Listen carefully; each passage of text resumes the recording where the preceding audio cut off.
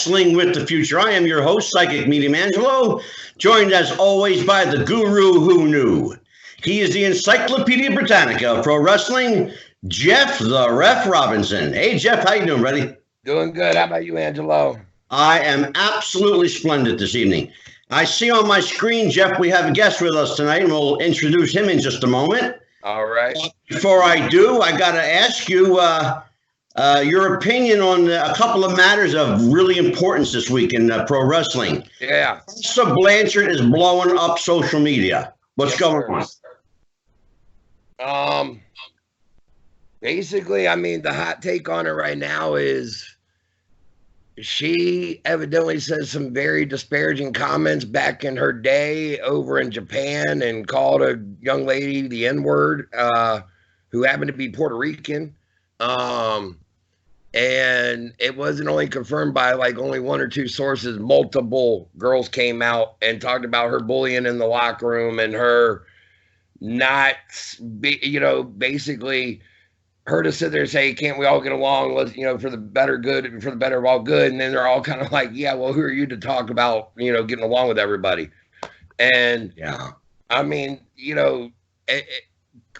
timing could have been, you could look at it and go, timing wise, was it because she just got the, Impact World title, first female to have I said that first thing that happened. I thought that too, but then, I mean, the other part. What's interesting though, Jeff, Tully's been real quiet on it. Yep. So has Magnum TA. Yeah, Magnum TA has been quiet other than supporting her as far as getting the run for the belt. So our guest this evening, who has got a look of shock on his face, I'm going to bring him in right now for his opinion on this. This is Mike Kelleher, and he is the host of the upcoming PBS program, Legacy List. Mike, thanks for joining the show tonight. I've got to ask your opinion on this. You follow wrestling, you know what's going on. What do you think? Yeah, I first of all, thank you for having me on the show. Quite welcome. I love you guys. Great podcast. Thank you. But this whole thing, I only just heard about this. It just happened, and so I was reading about it the other day, and I think there's enough people that are corroborating this story that it's more than just one person who got slighted or was in some way, shape, or form jealous. Like, I think there's some real meat to this issue here, and it's really interesting to me to see what NWA is going to do now that this information is coming out. Well, Jeff, what's the take on the NWA end? No, she's with TNA Impact or the old TNA. Oh, Impact, that's right. From all indications, Don Callis and everybody that is part of TNA or Impact they've been mum's the word on it. They haven't really said anything about it. Jeff, why are they keeping quiet?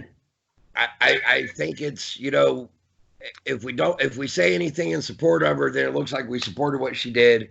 If we keep our mouth shut, then it's, let her handle it on her own. They don't really have a PR department to spin anything. They're not the WWE and the big machine to where they can put the spin on it and, make it up. Well, Jeff, do you think also, like, they just had this monumentous thing happen? The first woman to win the men's title. Yeah, I think Mike just put his finger on it.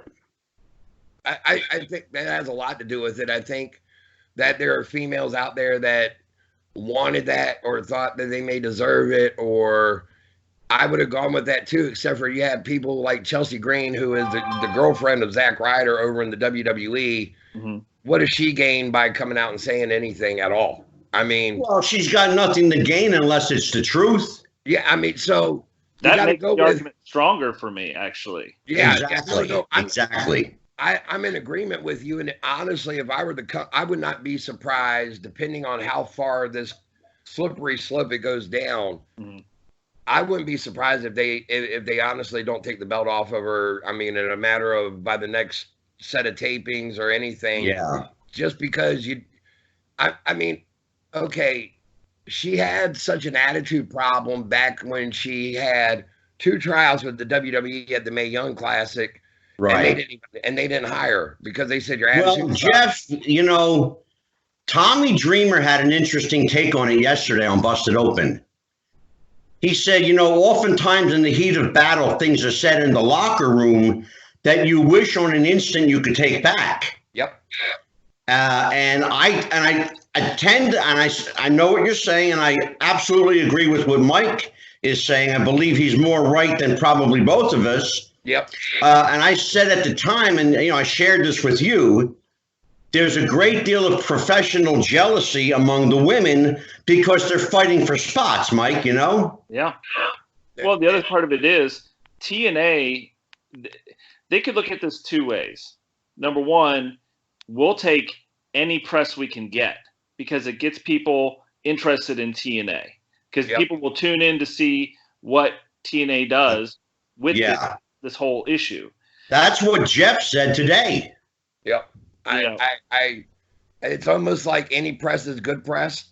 Yeah, which is a shame because if this is true, and there's only a few people that really know if this did happen, right? Yeah. If it's true, you know, it's absolutely terrible, and you know, there needs to be something that happens to make it right. And we can't lose sight of the fact, and let's all 3 of us realize we're talking about professional wrestling, okay? This is a very different animal than, let's say, if the head of a company said something. Yep, sure. Okay, this is pro wrestling, and it's all. Let's be honest about it. It's all about the work, and it's all about the ratings. Yeah. This is going to get them eyeballs, good, bad, or indifferent. It's going to get them eyeballs. Oh yeah, and I mean, as Eric Bischoff once is quoted as saying, and it's the name of his book, "Controversy Creates Cash." Cash, yeah. And you know, the other thing is, it kind of is. In addition to what Tommy Dreamer said, it's actually what Jim Cornette had said. He said basically in the heat of the moment. Yeah. He said, for all you know, she could have gotten potato. The other girl may not have been cooperating in the ring like, you know, she was expecting. Any number of things. Got caught up and was like, hey, who are you? The fact that she spit in her face and then turned around and used a racist remark, that's kind of... I actually heard Cornette's take on it today, and he said that's about basically what he said. Yeah. Let's switch to another subject. That because we could go down the rabbit hole with this one. Let's switch gears to WWE, particularly the current COO, and I say current COO because you never know what could happen in pro wrestling, especially if Vince McMahon gets a bug up his ass. Yeah. So Jeff, fill everybody in on the goings on of one Paul Levesque, Triple H. Well. Now, this is what I need to be corrected on. If you do know this, Angelo, I don't. He was evidently given a press conference of some sorts on a telephone conference. He was. And he was asked, they were asking him about wrestlers coming back from injury. And somebody mentioned Daniel Bryan. And he said Daniel Bryan was a unique, special case. Daniel Bryan pursued everything, every avenue he had to get back into the shape that he needed to be in. In fact, he went so far as to prove the doctors who were saying he couldn't wrestle, he showed them that he was able to, you know, he met all their criteria so that he could get cleared. Yeah. And Triple H said he had told Daniel Bryan just like he would tell anybody else. Because Daniel made it clear to them, if you guys don't clear me, I have other options. Mm-hmm. And he knew AEW was on the horizon. He knew New Japan was out there. He could have always gone back to ROH. He would have killed in New Japan or AEW. Well, especially Mike, since he had been there already. Yeah. So he knew that he could go, and he told him that. And Triple H said, "That's fine and dandy, but you got to, you know, one thing you do need to consider is you got a family now. You got a wife and kid, and kids, and the last thing we want you to do is get injured, or see you get injured either permanently or die." Yeah, and I understand the looking out for him. So Daniel Bryan took the appropriate steps. He stayed out. He was out quite a while. 3 years. Yeah. So when he was medically cleared, and the doctors allowed him back in. Only then did he wrestle. Correct. Now let's consider other wrestlers who have had injuries. And that takes us to y'all remember when Daniel Bryan came back and he took some really hard bumps. He did. Oh yeah, sure. I remember one he took. I think it was a Kevin Owens slam on the side of the ring. He took the apron bomb. Yeah, on the ring apron. Yeah. Oh my gosh! I thought this is crazy. Why is he even tempting fate like this? Yeah, they're actually calling that move the coffin drop. No. The coffin drops what Darby Allin does in AEW, where he does that. I'm sorry. I stand corrected. I'm sorry. You're right. I thought that was the coffin drop. No. They call Kevin Owens because he power bombs him on the apron, just the apron bomb. I mean, just the. Okay. Hey, it sounds good to me. That's just to put into context where the phone call or what was going on the press conference. Okay. Then they said, somebody had said, what about Edge? What about Paige? Would you okay them to come back? Yeah. Well, let's get into what he said. And Triple H said, I would advise Edge, that he has kids, and Paige, if she knows of any. And then he went down an even slippery slope, more slippery, and he said, be it is that she's promiscuous and everything. Yeah. And it was what he exactly said was she tends to be a bit promiscuous. Yeah. Okay. Not Mike's over here laughing. Well, like she wouldn't know if she had kids. There you go. Exactly. The outlash at that was immediate and swift. And I think it's like what I when me and Angelo, we were talking about earlier, is I said, if you watch it, Triple H almost kind of cringes after he even says the comment of like, oh, shit, why'd I go there? He wanted to take it back, but it was already out. You can't unring a bell. And I mean, and Angelo would know this. And I mean, Mike, you probably even have heard guys, if you know of a guy who may be a player of some sort, sometimes they make the comment of, yeah, how many kids do you actually not know about out there or whatever? You know what I mean? Like, right. And it's an offhanded comment, but guys tend to get a pass. Now, a girl saying that about a girl, I'm with Mike. It is kind of laughable at best, because how would you not know you had a kid? Yeah. Right. I should point out to people, we're talking about Paige. For the record, I want to tell everyone that I spoke to Paige's mother today, Shariah Knight. Yes, you did. And she will be a guest on our show in about 3 weeks. She committed to that on New Year's Day. I caught her on a good day. I will tell you that she is none too happy to hear that her daughter is allegedly promiscuous, coming from the mouth of the CEO of WWE. I don't think that he should have said it. I think that he probably needs to issue even a public apology. But then again, you got some people who say, at what point are, you got to look at it as what you knew he was joking around. He took a joke a little too far. And in wrestling, so to say, you got to have a thick skin. I mean, here's the thing too, Jeff. We just saw it a month and a half ago with Jim Cornette. Yep. Making a joke that ended up getting him fired. Yep. Oh, yeah. Yeah. Okay. I mean, well, the thing of it is too, we're in different times. Like if this was the 80s or 90s, two different stories. Yeah, easily get away with it. Yeah. So I think he was just not really being sensitive to today's culture, and behind the scenes in the locker room, maybe that's how they joke around. But when you're on a conference call with the media, that's probably not a good thing to say. No, probably not wise. Knowing they're being recorded. Can I give you one little weird fact I learned about Triple H today? What's that? Triple H is, according to my research, straight edge. That is actually true. He I never heard that. That was actually one of the main reasons why that when he became part of the clique with X-Pac and Scott Hall and Kevin Nash and Shawn, because they were all drinkers and partiers and pill poppers. Well, you know what, Jeff? I thought he was a party guy, to be honest with you. He was.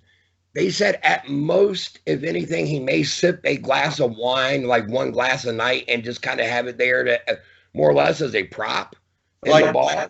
Milking it, basically. He was their babysitter and their driver.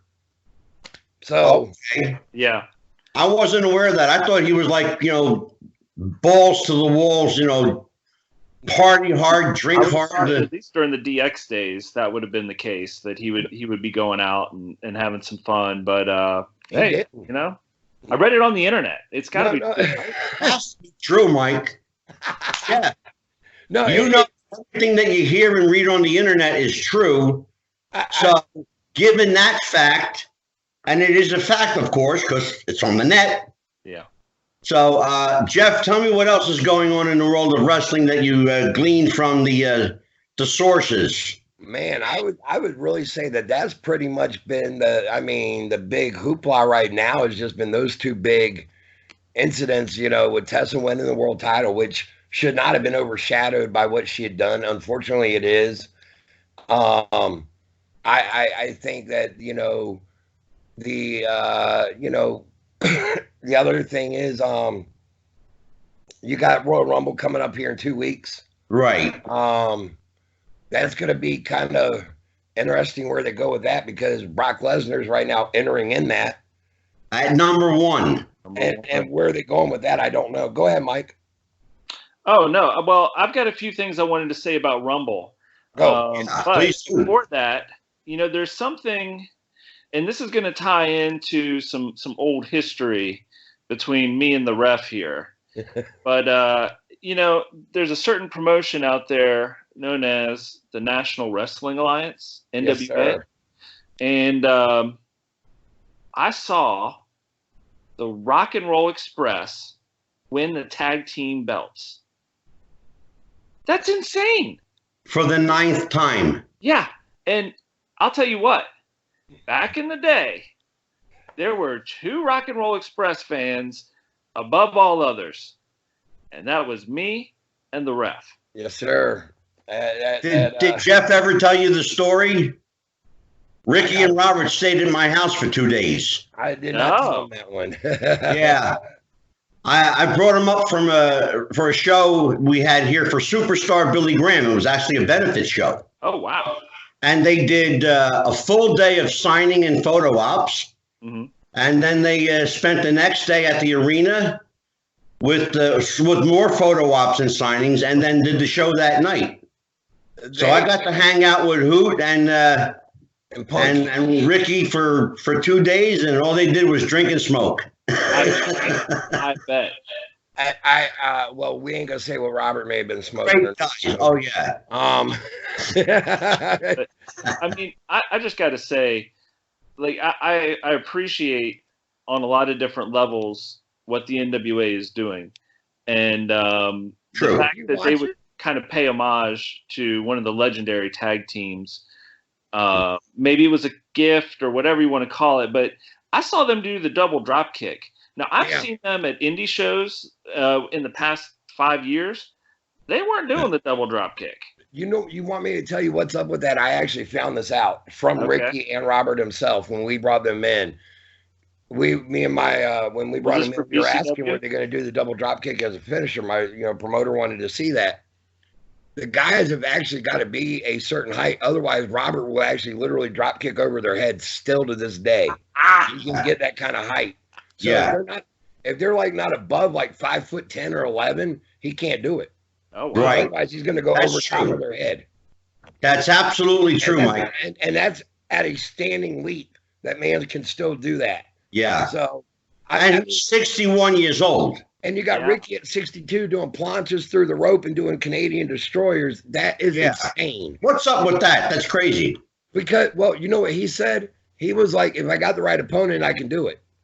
Yeah. And he said, but part of the thing was, on the indies, he was like, somebody who may go on the indies may say, I've got 5 years under my belt. Okay, how many matches and who all have you faced? Well, you know who he can thank for that, right? Who? His son.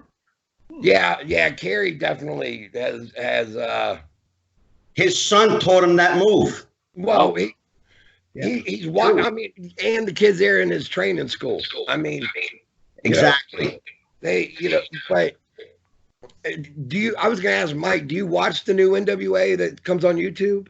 Yeah, I'm an episode or two behind, but I saw them win the belts, and then I've been trying to keep up on the like updates online, but I haven't watched the newest, at least one episode. I'm at least one behind. You know what I love about the NWA right now? And you're going to laugh when I say this. It's not even the wrestling. It's the aesthetics. It's the look, the visual. Yes. They remind me of the old studio. Yeah. Now, I'll tell you what, Billy Corgan and his team spared no expense to convert that television studio to that old Georgia TBS studio back in the day. It looks just like it. I mean, how many times did we see interviews right off of the side of the ring, and then they spill right into the ring? Oh, my God. I mean, back in the day when TBS was the staple for us as young guys growing up and watching, that was literally how you saw your storylines progress, was on a Saturday night and on Worldwide and NWA Pro during the Saturday afternoons. And then it was, that's what drove you to your house shows and everything else. Yeah. That fans these days don't get a part of because they got so much filler that they got to use. Oh my God, sure. Well, let's not forget, NWA is an hour, right? Right. Yeah. Whereas, how many hours of program? I think WWE has like 7 hours of programming every week. 7 hours a week, yeah. If you actually count NXT, they're at 9. Okay. No, yeah. Right. Yeah. Seven. Sorry. 7. Yeah, 7. Either way, it's a lot of time to fill up. Sure, it is. Right. And it sucks because even with 9 hours of airtime, you're still only showing a small fraction of your roster. Well, sure. And how much of that time is dedicated to ads and promos? Oh. Way too much promo time. A lot of wasted airtime. You look at AEW. You know what? If Vince McMahon can afford it, God bless him. Well, I was going to say, but you look at even AEW right now, who have a roster well-known of almost 40 guys. And out of those 40, we've only seen maybe 15 or 20. Exactly, Jeff. So, I'll give them a pass because I think they might just be trying to get a few core storylines started, and then after a few months, really start bringing in the supporting cast. Well, I think you have to remember that NWA is really, really new. Yeah. It's really old, but really new. Yep. NWA is old in the fact that they got the name. Yeah. And they want that nostalgic feel, which they got. I mean, with the audience, the studio audience, all of that. So, I mean, I'm just waiting to hear Dusty coming in. Listen here, baby, we'll go down the live and look at the Army and Atlanta. Me and Ric Flair. Hard times. Well, I won't tell you what, Jeff. We'll get back to talking about wrestling later on in the show, but you brought Mike in. Again, I want to introduce everyone to Mike Kelleher. He is the host of the upcoming PBS program. Hold on there, Ref. Well, hey, Angelo, I do want to correct you. I am technically not the host of the show. I am on the show, but the host is Matt Paxon. Oh, Matt's the host. Yeah. Oh, okay. Mike's the expert. Okay, so now you're the item expert? Yeah, I'm a stuff expert is what I call it. Okay, gotcha. Okay. So Mike Kelleher, and the show is Legacy List. With Matt Paxon. And again, Matt Paxon, for those of you who didn't hear earlier, is my wife and sister-in-law's favorite television personality because they are addicted to Hoarders. And of course, Matt was a member of that show for ages. Yeah. Now, you have a connection with Jeff the Ref, so what I'm going to do, Jeff, is I'm going to turn this over to you. Okay. I got you through the hard part, kid. Now, it's all up to you. Tell me how you and this bona fide television star know each other. Because I'm like, it's still in shock right now. Me and Mike go back all the way back to my third grade year, his third grade year as well. We weren't in the same class, were we? Yeah, we were. We had Mrs. Fish. Miss Fish, okay. Yep. Oh my God. and don't you love it when you still remember the names of your teachers from the third grade? She was hot, dude. I'll tell you what. She was she was a bombshell for a teacher, and she was definitely that hot for teacher, that they wrote, Van Halen wrote the song about. So yeah, well, I had Sister Angela Francis. Okay, I went to Catholic school. But me and Mike, we went. Actually, where we met was you were playing rec league soccer. You guys had just, I guess, moved into your house over there in the area, and you had joined up you were on my team, and then, my mom being a single mom, your mom was a brand new single mom at the time, and they got to talking. Me and you had hit it off, and next thing you know it was like, okay, I think it was like every weekend basis up until we were probably in junior high almost. We were found at each other's house or, hanging out, whether it was many a Saturday, Friday night spent, Now, let me take a guess. You guys were watching wrestling. Of course. Oh. Our Friday nights consisted of going to the video store, renting a wrestling video, renting a video game, staying up until 1 or 2 o'clock in the morning, waking up Saturday morning, watching cartoons, watching wrestling, probably going to have a match or two, get yelled at by our moms. Yeah. And that's funny. Yeah, no, absolutely. Like those are memories that I definitely have. And, I actually made some notes about this because I didn't want to leave anything out, but, Jeff and I, like, we were like Mutt and Jeff. We hung out, peanut butter and jelly. Yep. You could not have one without the other. And it was, I'll tell you what, if the listeners of your show don't learn anything else about the ref, it's that if he's your friend, it doesn't matter what the odds are or who it is that's trying to mess with you. Jeff the ref has got your back. And I mean that. Appreciate and it's that. not, there was a story I'm going to share a little later, but it ties back to the Rock and Roll Express. So anyway. Oh, yes. Can't wait to hear that one. Oh, yeah, it's a good one. Well, Jeff and I, like, we didn't live far apart. So a lot of times either we'd get dropped off at the other person's house or ride bikes over or whatever.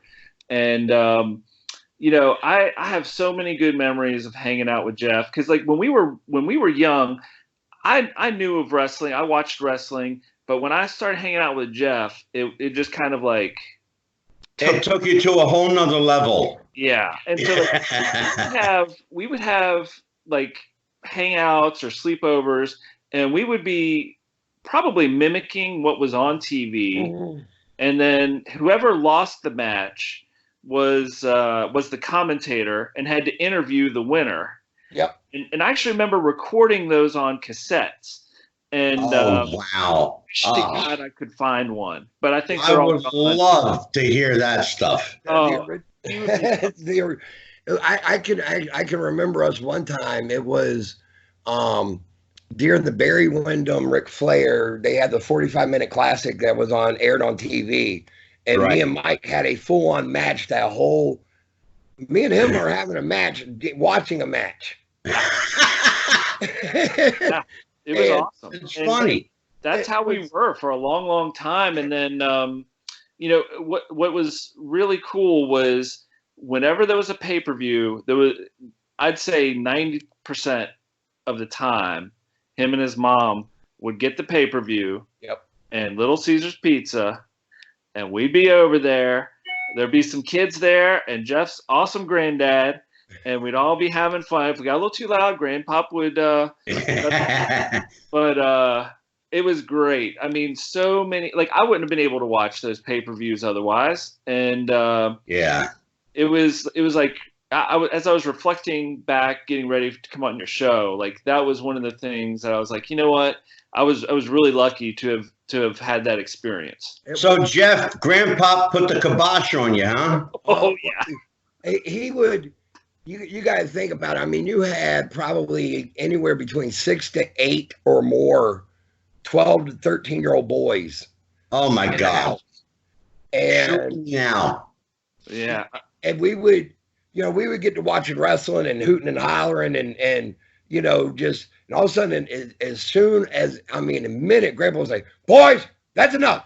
Boom. Everybody froze, sat down, shut up. You could have heard a pin drop. I mean, for like a good half hour, we were quiet. I mean, I was afraid to get up to go to the bathroom at that point. There you go. Yeah. I mean, like when Sting won the world title from Ric Flair, we were all, I mean, throwing pillows in the air and just going nuts. And Grandpa was like, boys, So, Mike, let me ask you a question. When Jeff would take you to a live show, was he the kind of guy that you had to quiet down so you wouldn't get thrown out? Well, I'll tell you what. There's some early memories I have. I'll tell you, before I get to that, my first memory of going to a live show was at the Scope. All right. The Norfolk Scope. Norfolk Scope. And we saw Dusty Rhodes, Chief Wahoo McDaniel, Magnum PA, I want to say Ric Flair and our guest Thursday, Baby Doll. Yeah. Right. Oh, yeah. Baby Doll was on the show. All right. That was a killer show. And then, but Jeff and I, somehow or another, we convinced our parents to let us just drop us off to some show. I don't know what I mean, that's probably 14 or 15. Yeah. So we seemed responsible, right? No. Yeah. I'll tell you what. One time we went to a show it was probably again at the Scope, and I think it was War Games, or some other big. It was a big event of some sort. Or maybe it was Great American Bash. Anyway, whatever it was, I'll tell you what. Somebody in the crowd was throwing ice at Ric Flair. I don't know if they ever caught that person or not, but it's crazy how fans act. And I just hope that person got some help somewhere. Jeff, how much of your ice did you empty out of your cup? I don't know if I was, I'm not saying it was anybody in particular. I'm just saying somebody. He's just got a guilty look on his face right now. I mean, there was. I know of one time, me and Mike, we were delivering newspapers at the same time, and they used to run contests. And one of the contests that they would run when the WCW would come here, right? If you got a certain number of subscriptions, you were allowed to go to the event for free.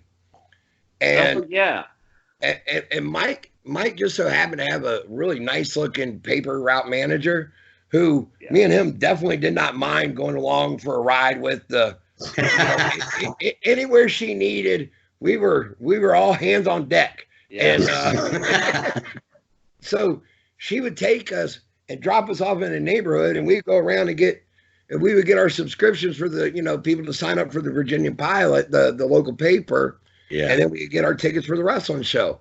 And they would allow it. And this is back when WCW, this is right around 93, 94-ish. They were hurting for business. So sure. Instead of us having to be in the rafters and the nosebleeds, they move us all the way down to the floor. Mm-hmm. Yeah, to fill up the bottom. But it wasn't even for TV. I mean, you're talking like a house show that, you talk about kind of sad times was you went from when we would go back in 86, 87, 88-ish, Scope was selling out at 10,000 people. Yeah, and, right. At this point, they're struggling to put maybe 1,000 in there. So yeah, I mean, Mike went to the one and only NXT show that came to Norfolk. He went with me to that. Yep.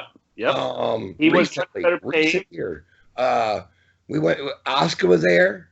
Yep. Okay. Shinsuke Nakamura. Yep. I love Nakamura. Bobby Roode. You know, I liked Nakamura way better in New Japan. Yeah. I don't They think sanitized him, Mike. That's the problem. I don't think he sells his moves well at all. I think he just like his kicks and stuff. Like people say, "Oh, his kicks." I don't buy it. I think most of his moves look really, really weak. They sanitized him. Well, yeah, you went from somebody who was told you got 30 minutes plus to do what you want in the ring to you got 10 minutes along with a 5-minute entrance. Yeah. Now you got to get your shit in. And well, his entrance used to be 9 minutes long. Yeah. He'd have the violins, the guitars playing. Yeah, with fiddle players and guitarists. Yeah, there was a friggin' orchestra leading him down to the ring. Well, there was who's that female with guitars that played as the entrance at one time? Oh, Lita Ford. No. Wasn't Lita Ford. Lita Ford?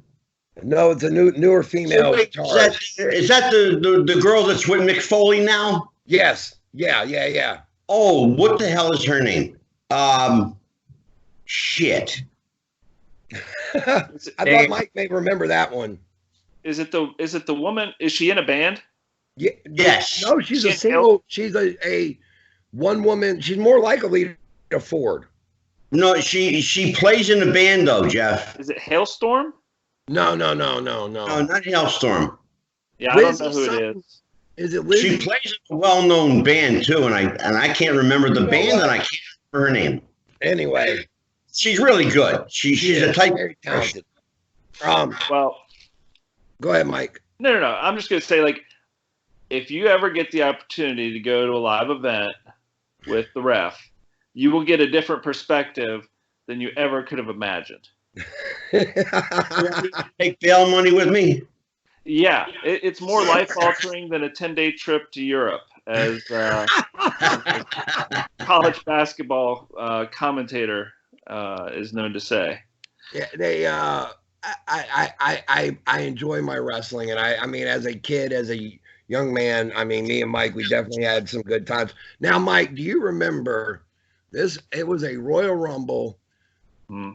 It may have been the year that Flair won it, but I'm not sure. Anyway, we had a good group of us around, and definitely the testosterone was flowing because the next thing you know is we were in a full-on Royal Rumble outside of my front yard with a big fence. And I mean, to the point where my mom was like, "Oh my gosh," thinking like there was a riot going to break out in her front yard. I mean, because we were all just going at it. I mean, just I don't remember who was there, but I vaguely remember something like that happening, and it's not surprising at all. So no, it was those were just. I mean, what my mom put up with for me as a young man and a wrestling fan is insane. Mama Ref is a saint. Yeah, exactly. So, Mike, let's talk about how you got involved in this television project. Had you ever done television before? No, I've never been on TV before, but it's kind of it's a bittersweet story. I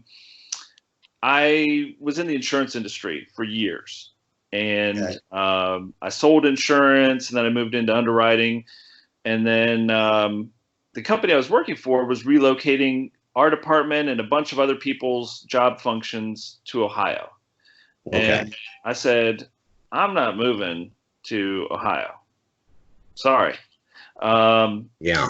So the last day I was in the office, I found out either that day or the next day that my aunt had passed away in Charlotte, North Carolina. Got it. So I was making arrangements to go to Charlotte to go to her funeral. My mom lived in Virginia Beach, and she was making arrangements to head down there too.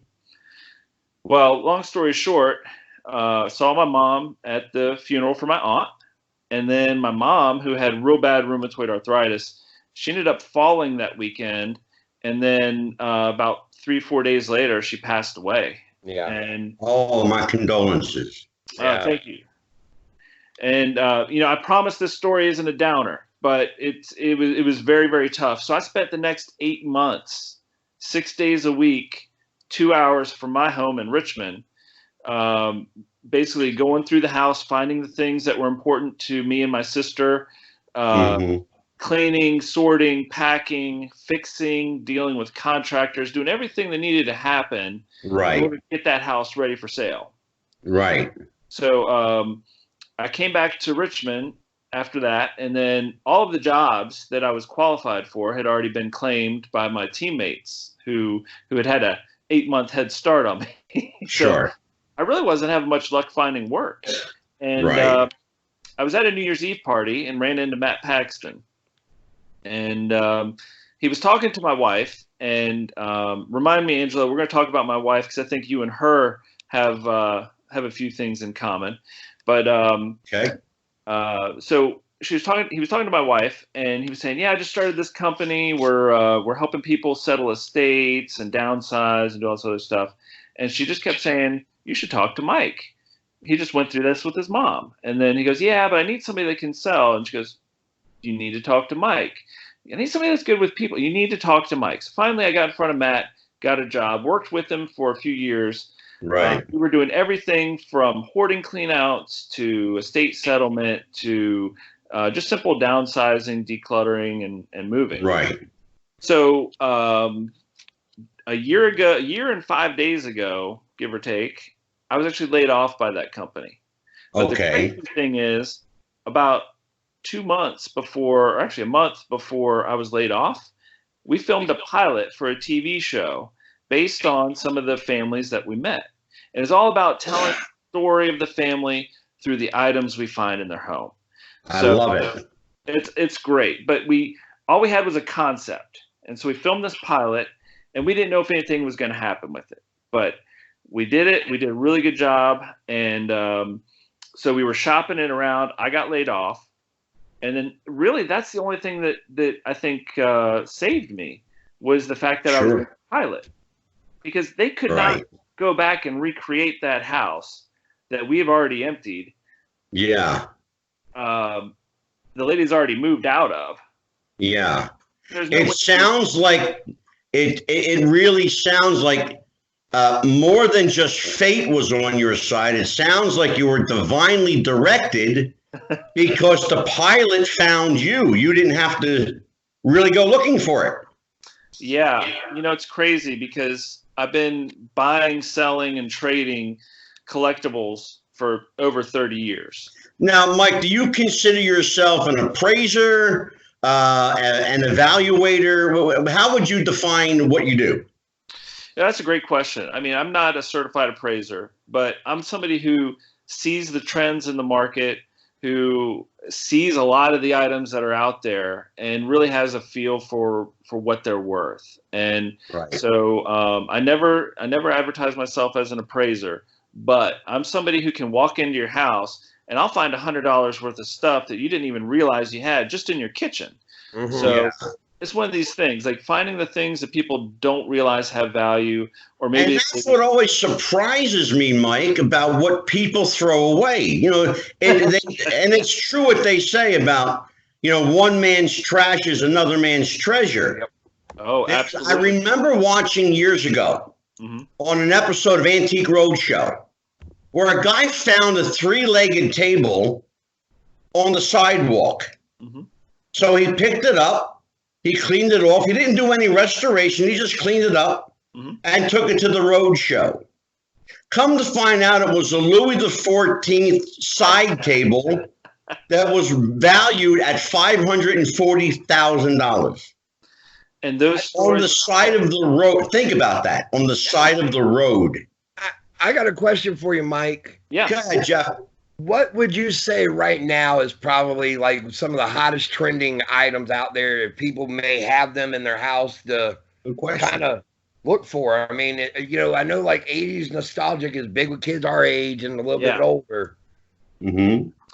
Well, Jeff, I would say, actually, I'm going to answer your question and then I'm going to flip it. So some of the hottest things right now are mid-century furniture and decoration. So furniture from the 40s, 50s, 60s, all of that stuff. It has that certain look to it. It's really hot. Yeah. aside from that, vinyl records are huge right now. I mean, just where I live alone, there's, I think, 11 record shops. Holy cow. Wow. Yeah. Whereas, 10 years ago, 20 years ago, there might have been 2 or 3. I'm going to blow your mind, Mike. Yeah. I have an extensive collection of vinyl, and I have a full, complete set of Elvis Presley albums, 2 of them signed. Oh, wow. Yeah. Hey, man, that's awesome. I'm going to come over and we're going to listen to some records. Got to go to Jersey. Oh, sweet. You got to come to New Jersey. All right. Well, I'll do that. Well, now, Jeff. Got some money because I'll take you to the casino. Let's go. Go ahead, Mike. You asked about things that were hot today. Yeah. Right. Yeah. All right. I'm going to flip that. Things that were hot a decade or 2 ago that definitely are not hot today. Brown furniture. So your mothers and your grandmothers' china cabinets and dining room tables and huh? What'd you say? Yep. It's very hard to sell those. I had a house that I helped basically liquidate the contents of, and there were 7 china cabinets. And by the end of it, like, I sold 1 china cabinet for $5, and I was happy to get $5. I will absolutely attest to that. My mother has a china cabinet in her sewing room that I had on both eBay, Craigslist, and some other Angie's List or some other list. Mm-hmm. It sat there for 8 months without ever being looked at. Yeah. At $100. It's so, and now she's using it for storage. Yeah, that's what people use them for these days. You can't get rid of stuff like that. I'm sorry? You can't get rid of stuff like that. There's no market for it. Well, and the thing that people don't realize, they'll say, oh, well, we'll just donate it. Well, go ahead and drop it off at the Salvation Army or the Goodwill and see if they accept it.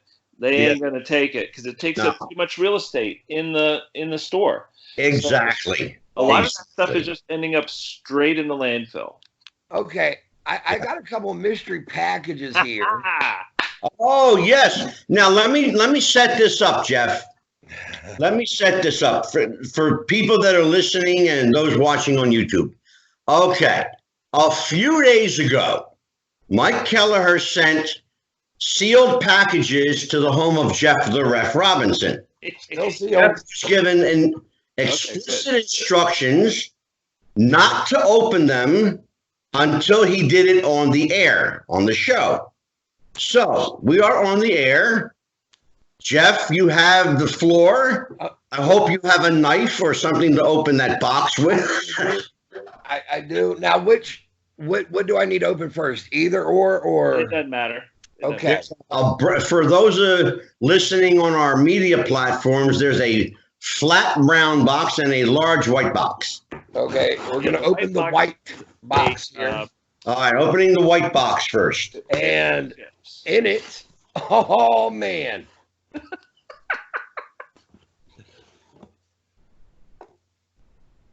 Macho Man Randy Savage. Oh, my God, a Macho Man Savage doll. Figure. Robe.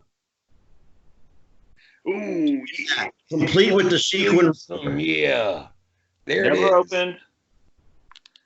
But that's beautiful. That looks like it's in mint condition. It is mint. And wow. This thing is gorgeous. All right. Thank you, Mike. You're welcome. So much. You're welcome. That is, wow. That is awesome. Well, for those of you that don't know, and I hope I'm not like telling your business, Jeff used to have like a ridiculous wrestling memorabilia collection that got. You're not telling my business. Heard. So hopefully this is something. About it often. Hopefully this is something that. Gosh, what is it? You got.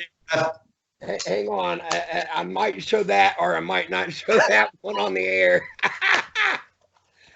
Ah, wow. Okay, hang on. I'm getting into this in nature.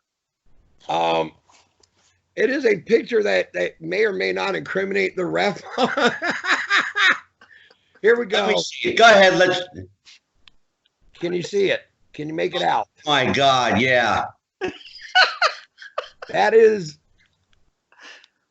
What is that? A sling your arm is in? No, no. I'm in a dress, and that is Mike holding up a skull of some sorts in a pot. Okay, I see that. Lunch lady with and Jeff the ref wearing a shirt. You know what? You're a very attractive older woman, Jeff. Thank you. What that was for a Halloween party. It looks like Ma Kettle. It was a Halloween party that we went to that a friend of ours was having. And who was that party? Jennifer, Stan. Okay. Gordon's. Yeah. I love it. Rest in peace. And now we're getting into the. Jeff, do you own any vinyl? Oh my gosh! Holy hell! Do you own any records, Jeff? I do not. Well, good. I'm glad this is your first. Oh, the wrestling album. Where the hell did you find that? I dig and dig and dig and dig. That, Mike, if I could give you a hug right now, I would. So on the air hug there. But for those of you who cannot see this on YouTube, Jeff is the original wrestling album, or the original wrestling album that they put out called The Wrestling Album, the very first. And that's the one with Land of a Thousand Dances on it. Yes. And that's the one. Oh man. And you remember, like on to be priceless right now. Huh? That has to be priceless right now. Oh, to me it is. But I remember Saturday mornings seeing them play some of those songs. Yes. And it was just a lot of fun. So I saw that and I said, you know what? One day this is going to Jeff the ref. And there you go, buddy. You oh my gosh. That's pretty amazing stuff, brother. That was yeah. Not to mention the picture fine there. That's oh my god. He has a Hogan pillow buddy. Yes. What you gonna do, brother? That is one of the original. That's a wrestling buddy. Yeah. Yeah. Wow. A Hulk Hogan wrestling buddy. Yeah, I don't support Hulk Hogan anymore, but this is classic. And you know what, Mike? You can still find them, but not like that. There's a different design and they're smaller. And well, that's the original right there. That's the original, yeah, for sure. Oh, I recognize that. Yeah, I'll stand him up here. So there now Mike also has wearing the belt in that one. You have the Ultimate Warrior merch. I'm not asking you. I want to say knee pads. You have what? I want to say I have knee pads that were the Warriors knee pads. Yeah, and you got them, and they actually have the letter from his wife saying about Dana Warrior. Yep. So sure do. I'll tell you my connection to Macho Man Savage. Oh yeah, let's hear it. My ex-wife used to make his glasses. Wow. Yeah. That's awesome. All the sunglasses he came to the ring with. Yeah. That's crazy. That is, and that's the beautiful thing about wrestling. I don't know it still happens on some level today, I'm sure, but like I think a lot more of it is handled in-house than it was. So like back in the day, like the lady that was making Ric Flair's robes or like they were just a seamstress. And whatever it was that they did, they were just they were just taking another order, and then all of a sudden this person blows up. And there you go. It was Olivia Walker's who made the majority of Ric Flair's robes in the 80s and into the early 90s, and that was the wrestler Mr. Wrestling 2's wife. I didn't know that. Johnny Walker's wife, and she made his. She made Greg Valentine. She made Paul Orndorff's. They all kind of got that same velvety, heavy feel and the sequences and all that. Now, keep in mind, Flair would pay her upwards of $10,000 to $12,000 per robe. Yeah. And that's in like 1980s or 90s money. Yeah, and yeah, exactly. I mean, but those robes now are, I think one of them actually sold for $60,000. I got a friend of mine who bought one from Conrad Thompson, and it was a Ric Flair Olivia Walker, and it's valued at anywhere between 30 to 40 grand. I mean, wow. Now here's the question. Here you go, Mike. Here's a question for you. Kind of in your realm of work. Yeah. How do you put a price on an item that doesn't really have a market out there? I like wrestling memorabilia. Good question. Very good. I'm proud of you, Jeff. Well, believe it or not, I mean, like sports memorabilia, whether you consider wrestling a sport or not, I think it is, and sports entertainment, if nothing else. I think there's enough memorabilia out there that you can find comparables. And if you can't find one in the world of wrestling, you look at boxing or other sports to try and figure out, okay, this is game used jersey from LeBron James, or this is ring worn tights by so-and-so wrestler. So like that, you would love to find something in the same spectrum. Trying to evaluate, but sometimes you have to go outside and just kind of look for any comparables that you can, and then just kind of use the condition, use the rarity, if it was used in an important event, like all of those things. Yeah, it's interesting that you say that, because my wife and I just came back from Atlantic City. We went to a car and cycle show. Okay. And there was a great deal of biker memorabilia there. Mm-hmm. And old car memorabilia, and $100 bills were being passed around like they were water. Sure. That's a niche market. Do you find that the niche market items, such as automobile memorabilia, wrestling memorabilia, which is certainly a niche market, do they maintain the same value market-wise as other items, or do they fall within a particular category?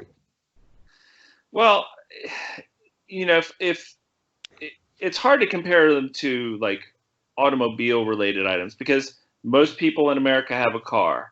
And even if you don't have a car, or maybe you just have a regular daily driver, you still see movies with the fast cars or the special cars and things like that. They build the folklore of the cars.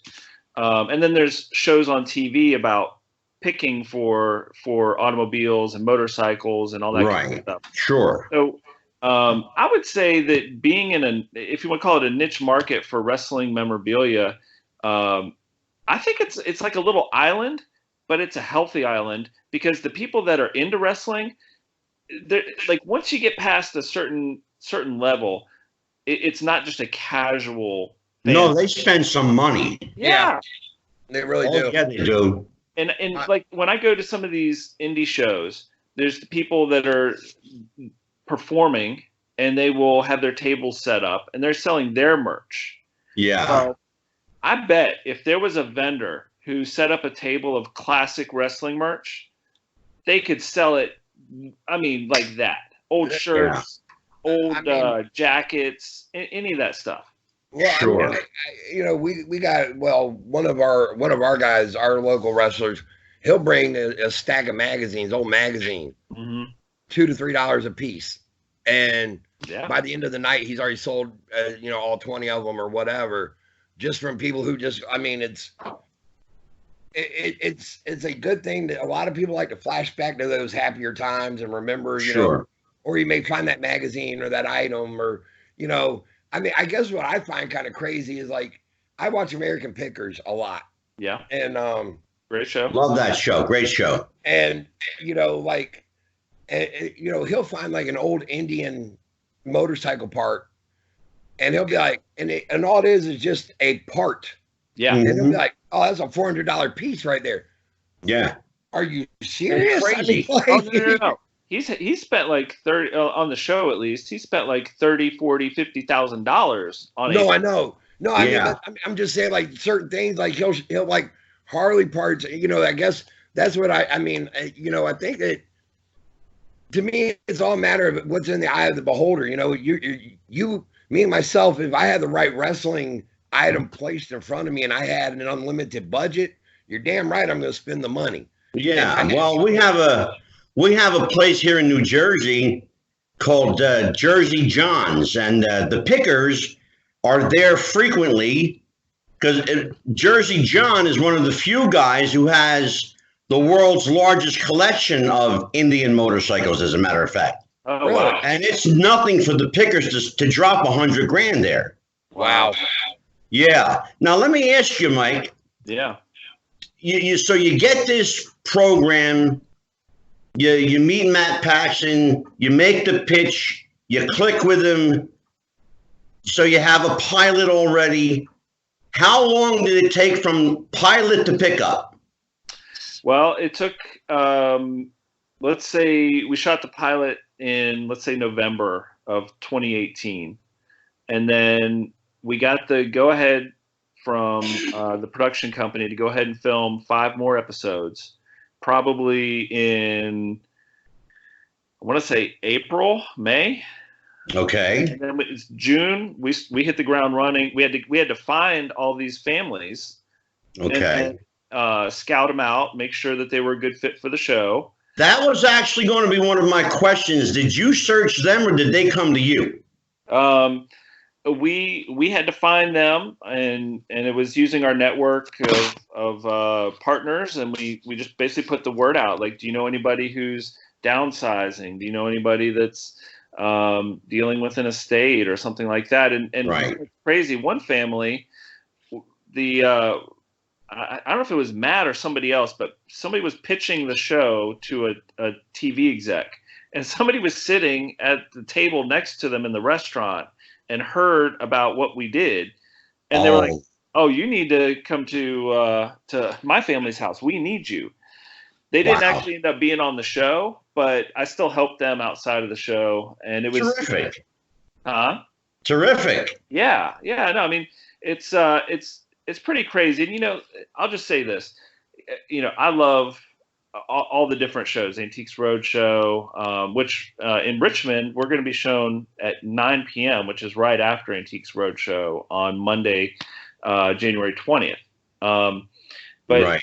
I love Antiques Roadshow. I love American Pickers. Like, all those shows are great. And there's some other ones out there too. But the thing I want to say is our show is about telling the story of the family. Yeah.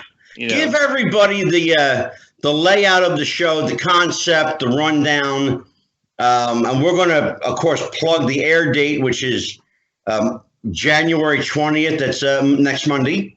Airs on PBS nationwide. So the basic layout. What separates you differently, I should say, proper English, from, let's say, a road show? Yeah. Well, Antiques Roadshow, they'll have 30 or more people bring their items and get featured on the show. So everybody gets a minute or 2 minutes. We have one family, and we have them for 52 minutes. The entire show is one family. One family. And the deal is, we start off, and you know, you maybe ask yourself, Mike, why is it called Legacy List with Matt Paxon? So the whole deal is the family is going through some sort of transition, and we're helping them get from A to B and get all of this work done, usually in some sort of time crunch, because that's just the way it goes. But sure.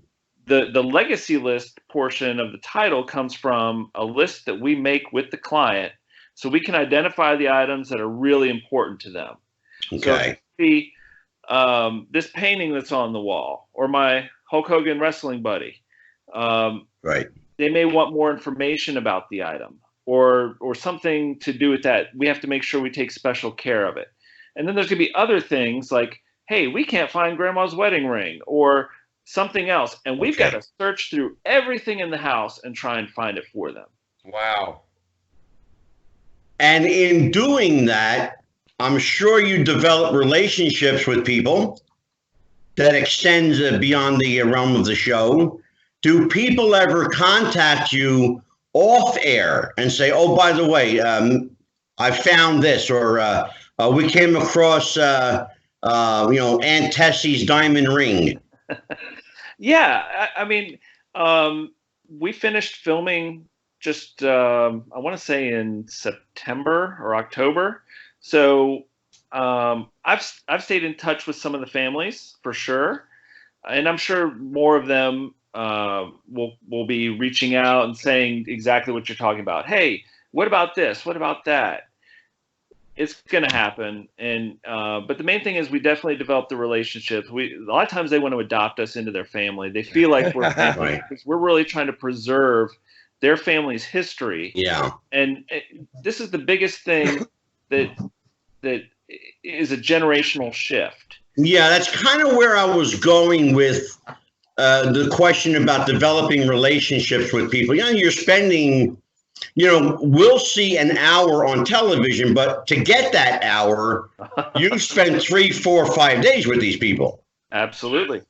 Yeah. And so you can't spend, a week with somebody and not know something intimate about them, or maybe even a quirk, or is something that put them in that position to where they have to either downsize or change, in some cases, changing their lifestyle to a less extravagant one. To your point earlier, a lot of people don't know what they have. Yeah. So if people don't know what they have, then how do you?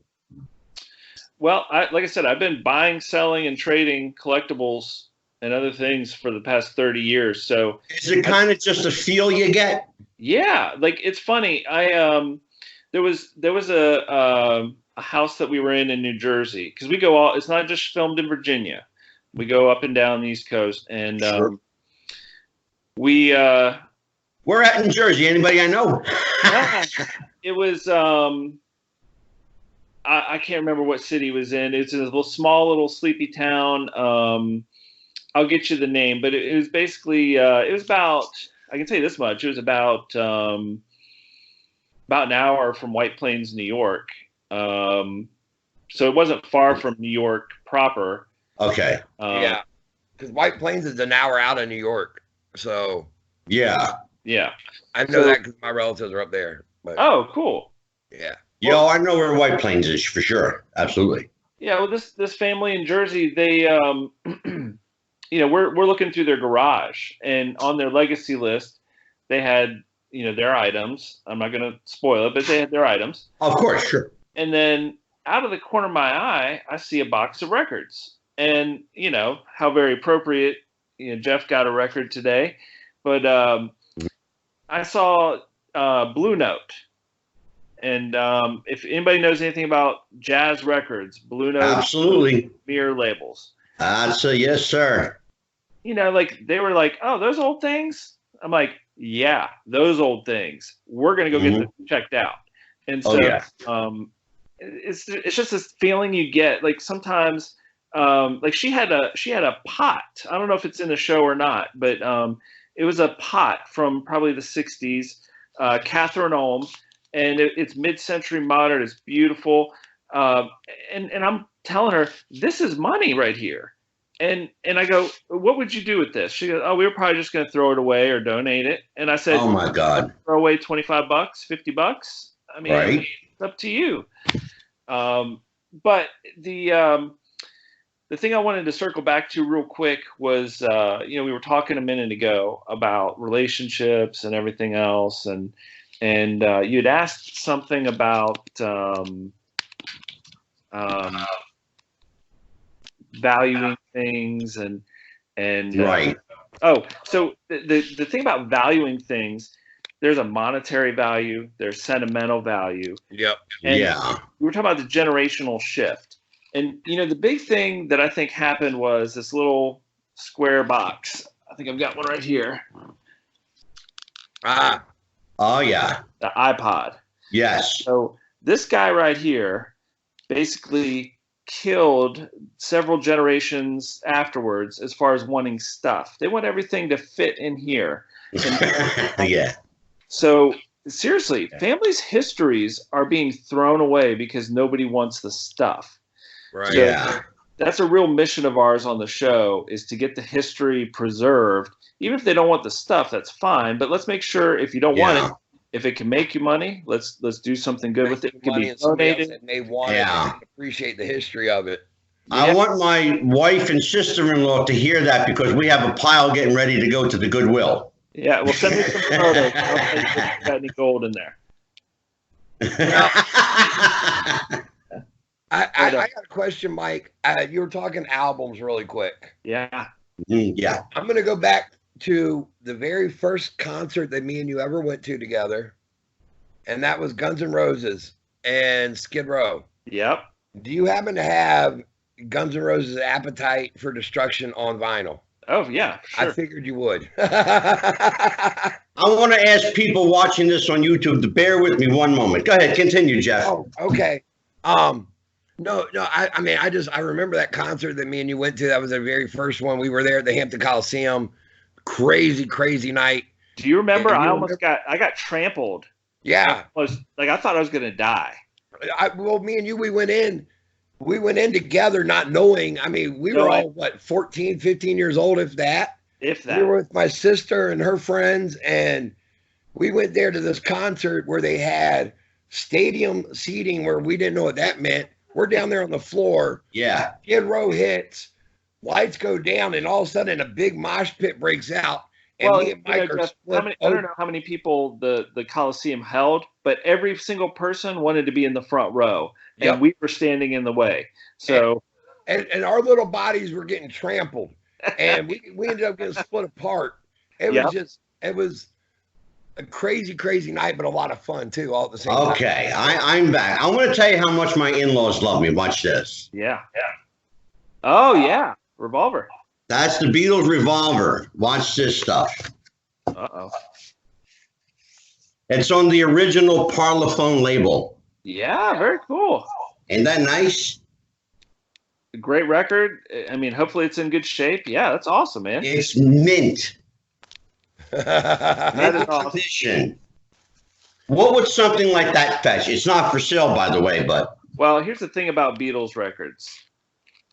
They, I don't know if you remember this, but you could, whether it was Columbia House or any of the other services, you could buy Beatles records. You could buy them today, brand new. Yeah. Of the old pressing, new pressings of the old records. And so there are hundreds, if not thousands, of different versions of each of those records. Yeah. So it's weird. One little number etched different in the run-out groove or on the label makes a huge difference. Sure. Now, if you had the Butcher Baby cover of yesterday, oh man, that's a rarity. That's a super rarity. Yeah, I mean, if you have one of those, you're talking, good money. Oh, big time, sure. Yeah, that was such a limited pressing. When they realized the backlash, they stopped all the pressings and redesigned the cover. Did you know about that, Jeff? No, go ahead. Yeah, so the Beatles, they were at a point in their career where they were just like, we're going to do what we want. And the cover of the record was, the original cover was the Beatles sitting, and they were holding baby dolls and butchered meat. Okay. Okay. And they thought that would be a great idea.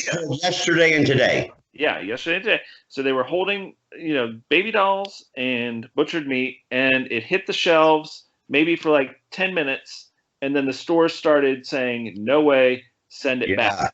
And so it was recalled, and what they did, the label, instead of reprinting covers, they just glued on a new picture on top of it. Right over top of it.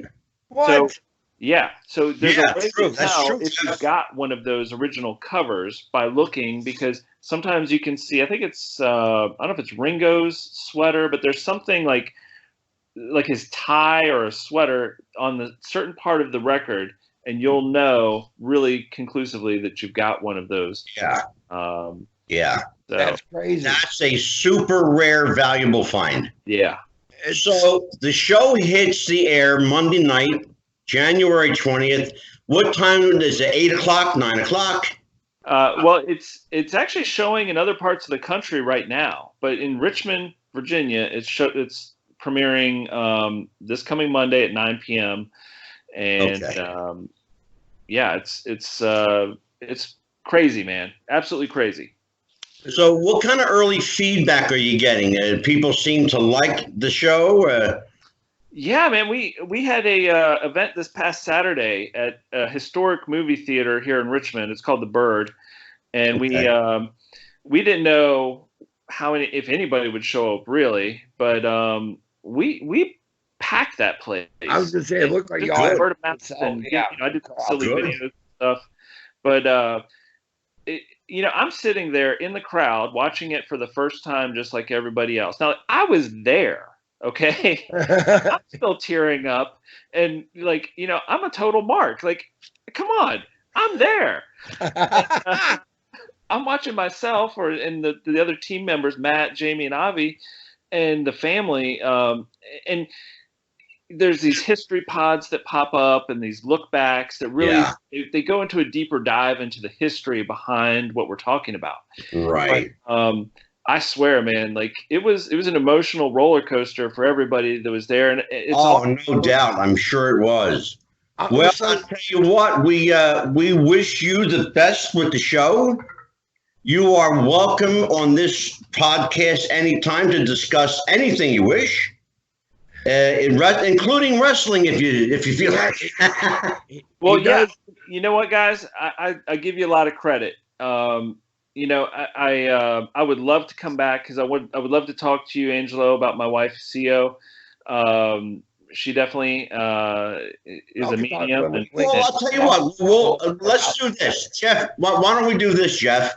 Yeah. Why don't we make this show an extended edition? So we won't sign off. We'll continue a little bit.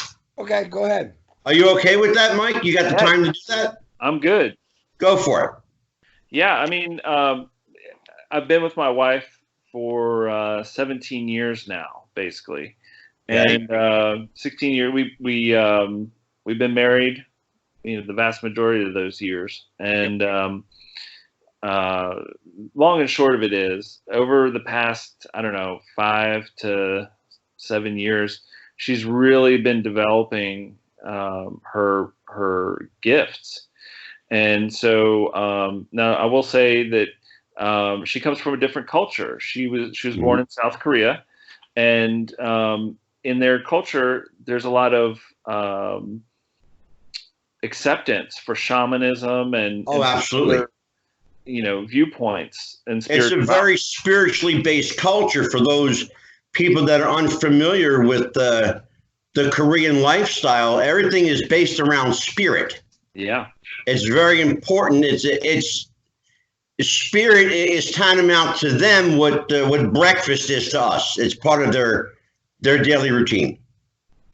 So the long and short of it is she has it's been a really interesting thing to observe from my perspective, but she has had conversations with my mom after she passed, and all of these, like, she gets these feelings and intuitions about certain things. Right. She works with people to help them. Like they say, this is my goal. This is what I want to do. Right. And she helps get their energy all moving in that direction and help them realize their dreams and goals through that. Right. Well, that's why I said to you earlier, that you didn't find the pilot found you. Yeah, you were really, I really feel like you were divinely inspired for it.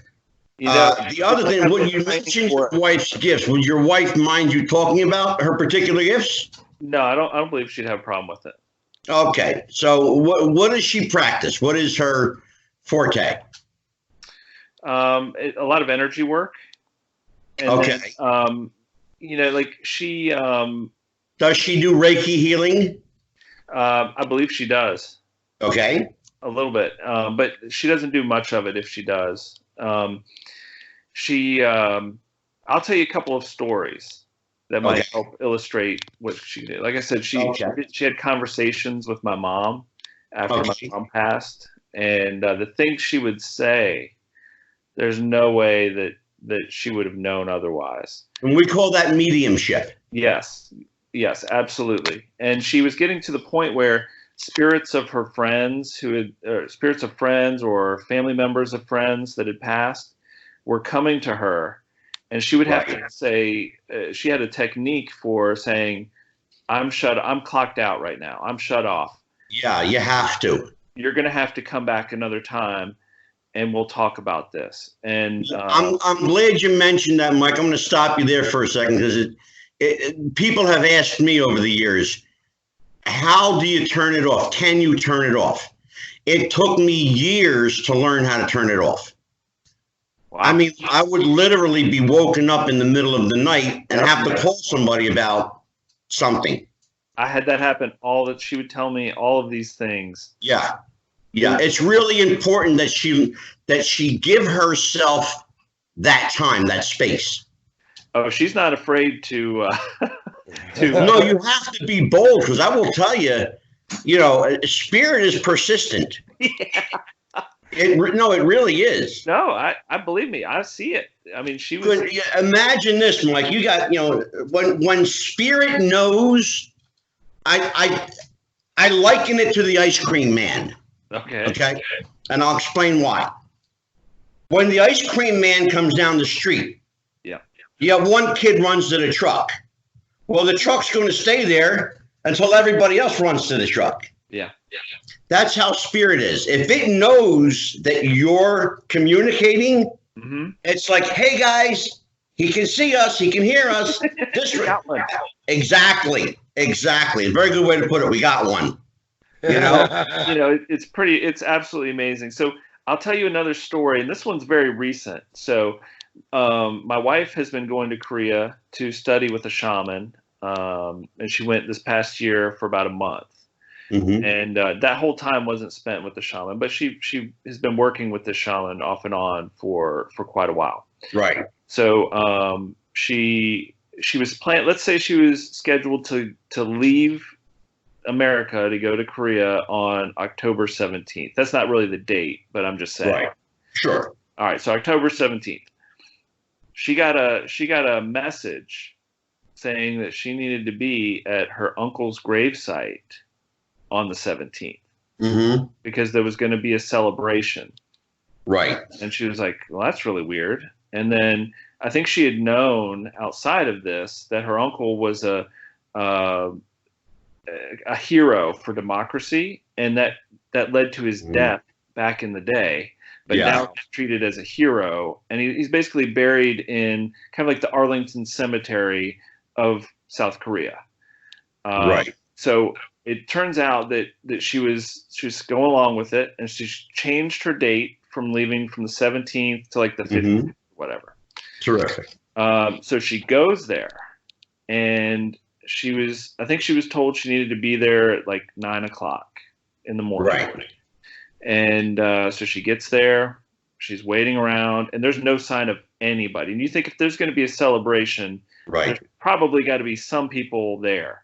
Yeah. Well, she says, I'm going to wait for half an hour and see what happens. 28 minutes later, she's getting ready to leave.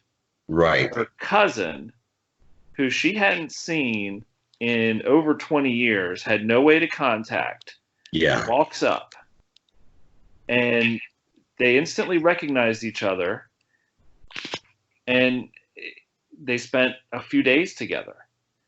That's beautiful. It's insane. I love stories like that. Yeah, you couldn't, like, the odds, there's no way the odds could work out that way otherwise. Yeah. That's awesome. Yeah. That's a amazing story.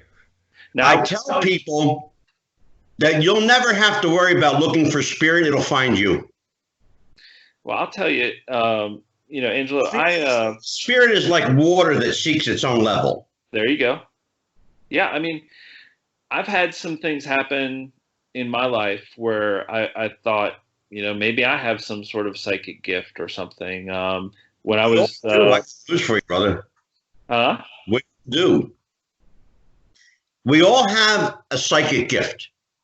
You can call it intuition. You can call it gut instinct. I don't care what name you give it. We're all connected on this ethereal level. Mm-hmm. Okay? It's to whatever degree you are willing to spend the time and the energy devoted to it, developing it, as to what connection you make. Your wife has clearly dedicated a considerable amount of time and energy to it, and she's seeing the benefits and reaping the rewards of it. Mm-hmm. And I'll tell anybody, and Jeff knows this, because he's seen it for himself and for friends of his. If I do my job right, you'll only need me one time. Yep. There you go. Yeah, like I've had dreams like people died, and then I woke up the next day and found out somebody had passed away in the night. I've had dreams where I'm out hunting for things like records or CDs, and like I have in my mind like some random band that I may not have even listened to recently, but I would be like, for some reason it's coming into my head. Okay, guys. And then I find it amongst thousands of CDs or thousands of records. Right. And then, I actually had a dream that we got picked up for season 2 of the show. Yeah, I can see that happening. Well, I certainly hope so. But I have a dream. I'm waiting to see if that one comes true. But I think it was a strong dream. I'll just say that. I think that there's validation to that, and I'll validate it for you. I could easily see a season 2. I had a friend of mine that does a ghost hunting show. Oh yeah? Yeah. And it's his first time out. And he called me and said, what do you think? Is there going to be a season 3? Will they cancel us after 2 or we'll be there at 3? I said, there's going to be a 3 and a 4 and a 5. Plan on doing at least 8 seasons. Wow. Sure enough, 8 seasons later, there you go. That is awesome. I'll share a personal story with you since you were kind enough to share a personal story with me. Yeah. I spoke to my sister 2 days before she passed, actually a day and a half before she passed. Okay. I rarely record my phone calls. Mm-hmm. But for some reason, Spirit told me to record that call. I knew that would be the last time I talked to her. Oh, man. And when my wife woke me up that Friday morning, August the 3rd, 2018, and said my sister had passed, it didn't come as a surprise to me, but what happened was an overwhelming sense of peace came on me. Because I knew she didn't have to live in the situation she was living in. She was a double amputee in a loveless marriage with a man that was, to be kind, he was an asshole. Wow. Okay? And it took my parents up until this year for my words to resonate with them. Okay. And it still hurts, of course, it's their daughter, but she was my sister. Yeah. But I know that the family now has an angel watching over us. My father, who should have been 3 or 4 times dead already, is an ornery bastard who keeps on kicking because he's got my sister that's a fighter watching over him. There you go. And I believe that. And does it hurt that I can't see her physically? Yes. But I close my eyes and I see her and I hear her laugh and I hear her voice.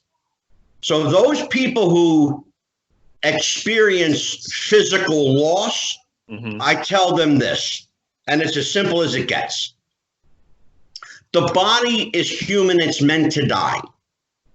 When the body falls, the spirit rises. And we're all connected on a spirit level. That's why, how many times, Mike, has this happened to you? Mm-hmm. You're sitting watching TV and you have this feeling there's going to be a knock at the door or your phone's going to ring. And right after you think that, the phone rings or there's a knock at the door. Oh, yeah, I've had that. I used to be able, yeah, I've had plenty of stuff like that happen. Yeah. That's called precognition, brother, and that's a spirit gift. And we all have it. That's why I tell everybody, what I'm doing is nothing different than what you can do if you are willing to spend the time and devote the energy to it. Yeah. This is, I've been fortunate. I've been like this since I was 6 years old. Wow. Okay. And how? I don't know. Why? I don't know. That's the hard question to answer. How and why? I don't know. I just know that I have a gift. About who cares? It's like, well, for me, it's who cares. Yeah. Like people make a big deal. They go, yeah. I don't even like the word psychic, to be honest with you. I prefer to be considered spiritual on all levels. But, people like labels and they have to put labels to you. So you're a psychic. Yeah. Whatever. I think people probably like, they wish it was something like getting bit by a radioactive spider, where it's just one quick event that changes you forever. Yeah, that magically all of a sudden, poof. Well, the show is Legacy List. The host is Matt Paxon. The evaluator, I will call him the stuff guy. Yeah, I go by stuff. Mike Kelleher, the king of stuff. My childhood best friend. Yeah. And so Jeff, as we sign off, let us give everybody our cheap plugs. Mike, let's plug your social media. Where can people reach you? How can they get a hold of you? Or the show. Or the show. Yes. I'm sorry. For the show. Yeah. So if you go to your local PBS website, you can find Legacy List with Matt Paxton through that. Also on Instagram, and there's Legacy List TV. And, I just really appreciate you guys having me on. Like, this has been great. You've been an amazing guest. Amazing guest. Come on. Oh, no, terrific. Really. I have to have you back. Oh, yeah. I would love to, because there's still plenty more. I've got 2 pages of notes here that, I can't prepare. Those notes. Do not lose those notes. I promise you I will make you use them. Jeff's getting really worried right now. What are you remembering? Hang on. I got to know. Just give me one little tidbit off of there. Yeah. Little tidbit. Okay. One little tidbit. All right. Well, Jeff, I'm going to ask you a question. I'm going to interview you for just a quick second. Uh-oh. All right. So, at what point do you remember the point in your wrestling life that you started appreciating a good heel? Oh man, good question. Because I remember we were big marks for Hogan and Sting. Oh yeah, we were definitely babyface heavy growing up. I would say it wasn't until probably I was about 16 or so, and then I could appreciate the cockiness and everything that Ric Flair was and what he represented. I don't know if you guys can see this, but right there I said, I think it's Ric Flair. Yeah. So it was in black and white. Yeah. It was probably, Flair was always one who, even as a kid, I wanted to boo and hate because I was a Dusty and a Ricky Morton fan. But deep down inside, who didn't want to be that cocky guy who had all the women and everything else? You know what I mean? Like, yeah. So, we were really into baby faces, and then at a certain point, I know that we were heavy 4 Horsemen. Well, you know what it was about Ric Flair? He brought cool to being bad. Yeah. Yeah. Yeah, he was He made it cool to be a heel. Yeah. All right, Jeff, what's going on with Vanguard? VCW, we got a show coming up February 1st. at the Norfolk Masonic Temple, Billy Gunn, Gangrel, Brandon Scott, and Ken Dixon in a 4-way to decide who faces Gino March the 14th. Wow. At the Hampton High School. And real quick, we also have a final number for what we did for the fundraiser. We raised $3,400 for that local high school wrestling. Oh, beautiful, for their wrestling program. That was really good. And of course, everybody can find them at Vanguard Championship Wrestling on Facebook, vcw-wrestling.com. Go buy your tickets. And we're also, for the first time ever, allowing you to reserve your ringside seats and where you want to sit. So terrific. That's all right. So we got Vanguard out the way. Let me give everybody the heads up on Dog Championship Wrestling. The next show is February 24th in Little Egg Harbor Township, New Jersey. It's Battle Brawl. Breaker Morant defends his title against a mystery opponent to be named that night. Wow. Never before has that happened. We will have J.J. Dillon, Teddy Hart will be on hand, Davey Boy Smith Jr. will be there. Whoa. We have a special battle royal and a strap match, a lumberjack strap match. Whoa. First time in Dog. That's February 24th in Little Egg Harbor, New Jersey. You can find our show everywhere across the planet. We are on iHeartRadio, iTunes, Spotify, Stitcher, Google Play Music, Podbean, and the video format is available on YouTube. You can reach us at wrestlingwiththefuture@yahoo.com. You can find us on Facebook at facebook.com/wrestlingwiththefuture and on Twitter at wrestlingfuture. And if there's nothing else, Jeff, from you, anything else? No, I'm good to go. And Mike Kelleher, anything else from you, Mike? You know, I don't want to keep you guys, but there was one other thing I wanted to talk about. Go for it. All right. I'm straight edge. Triple H, straight edge. I actually came up with a list of wrestlers that you may not realize are straight edge. But number one, what do you guys think about Punk coming back for this commentary type role? He was on Backstage, and I think CM Punk's going to be in the ring before you know it. Well, that was my next question: is what are the odds that it may be Royal Rumble as a surprise entrant? I don't know that we'll. Well, you know, Jeff, there is a history between Brock and Punk. Yeah. I could. That's where I'm going with it, Mike. I could see them possibly pulling him in at number 30.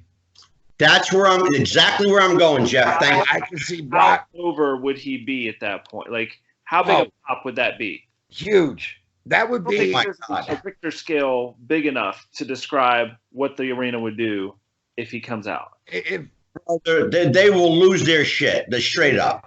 I'll say this: if they do that, and they do it if they make him number 30, and Brock has gone through all 29, whatever. Imagine, Jeff. What's that? Could you imagine? Oh, dude, that would be the shot in the arm that WWE needs right now to go into WrestleMania. They need it huge. And I got news for you. Think about who they're bringing back. Every time their numbers go down, Jeff, Mike, every time their numbers go down, they bring back an Austin, an Edge. They bring back an Undertaker. Well, they just brought back Big Show.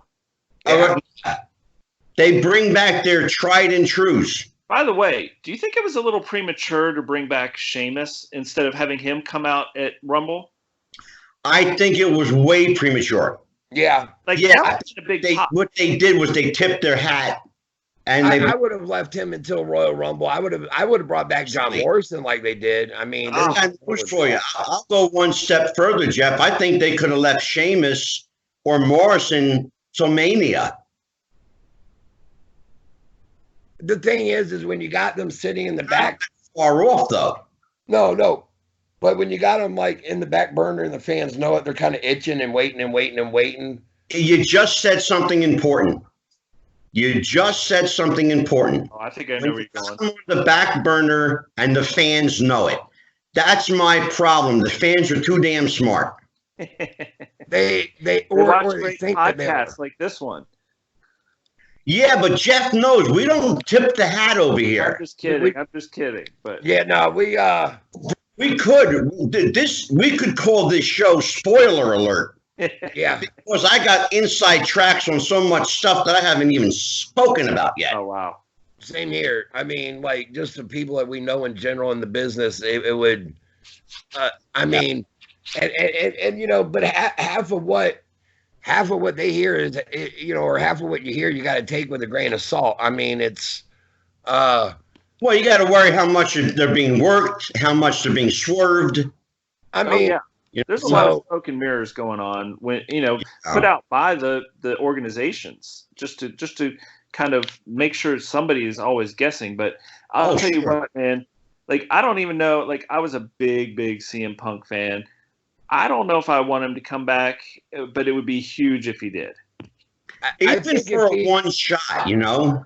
I think if he's rested. I'll say this: for somebody who swore that he hated everything WWE and never wanted anything to do with it, and yeah, he may be under a Fox's contract. Yeah, but I'm sure the right amount of money can make anybody do anything. Well, he certainly wasn't making enough money in the UFC, so there you go. No. Well, and you know, here's a scenario. How big of a pop is it going to be if AJ Lee comes out for the wait. AJ is Punk's money. There you go. But exactly, AJ is his money. If AJ comes out during the women's battle royal, makes her grand reappearance, whether she wins or not, that crowd is going to be already buzzing and hoping he's getting ready to hit.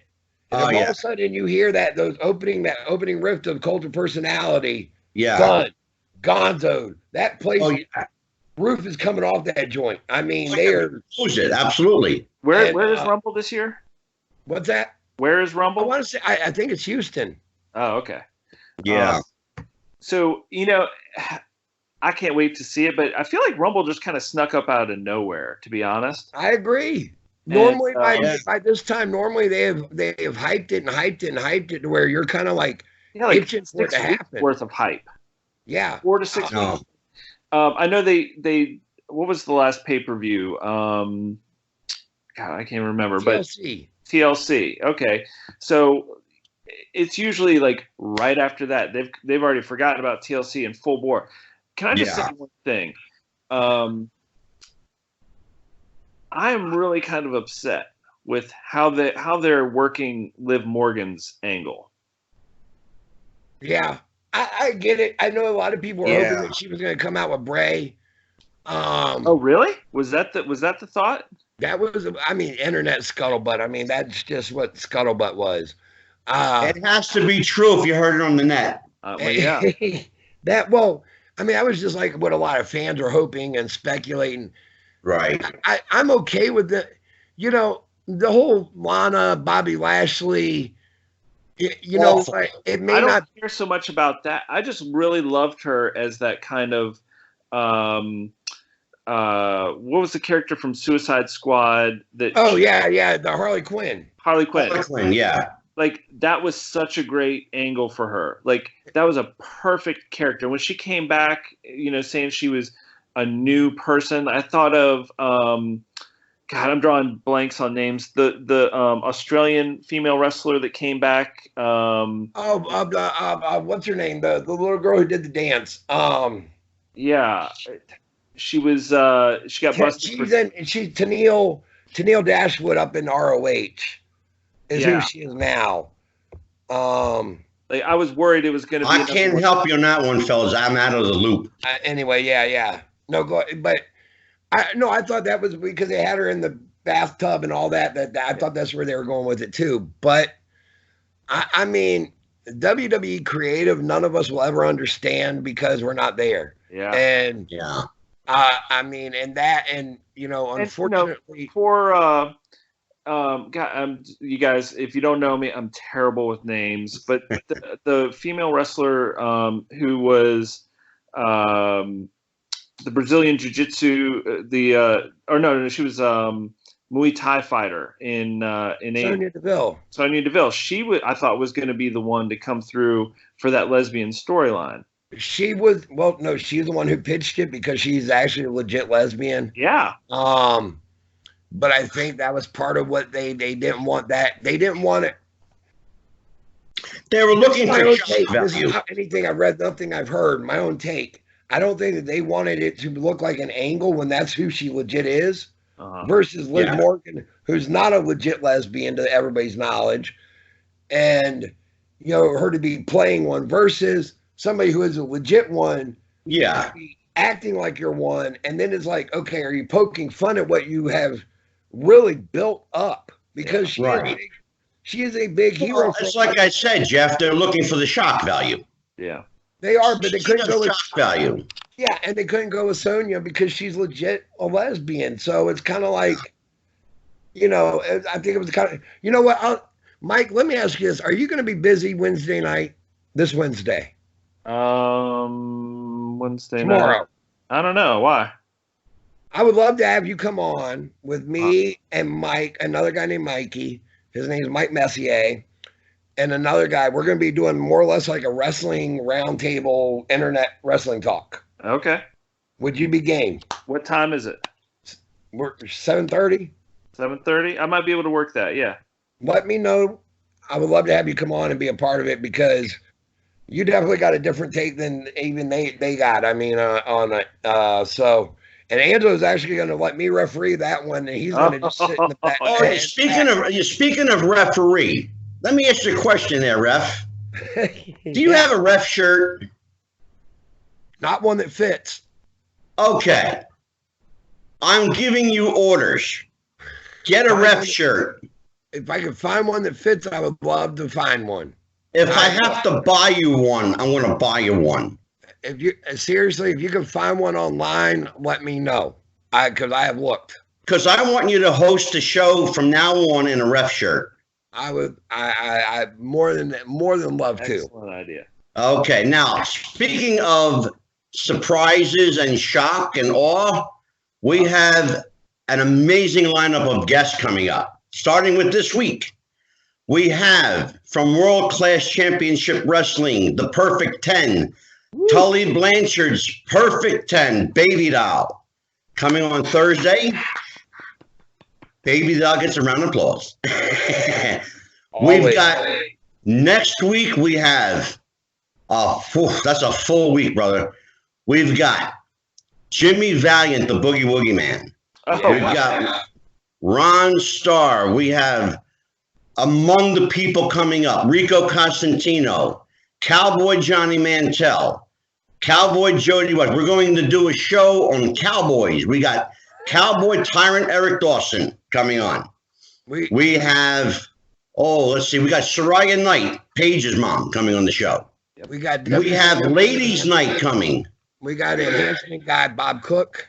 We got Bob Cook and Bill Pierce from WWF coming on the show. Evan Ginsberg is coming back. Mr. Electricity, Steve Regal. Steve Regal will be here. Regal, wow. We have, again, Ladies Night. I believe Grimlina will join us. We will have Casey Carlisle. I believe we will also have, we may actually have, Jeff, this is a surprise to you tonight, we may actually have Leilani Kai. I heard from Leilani Kai today. And if she can work it out, she will be on the show. And Princess Victoria is a possibility. It looks like 95% right now. Yeah. Just waiting for Grimmy to work out the details, but for sure, I believe Roxy will join us from Glow.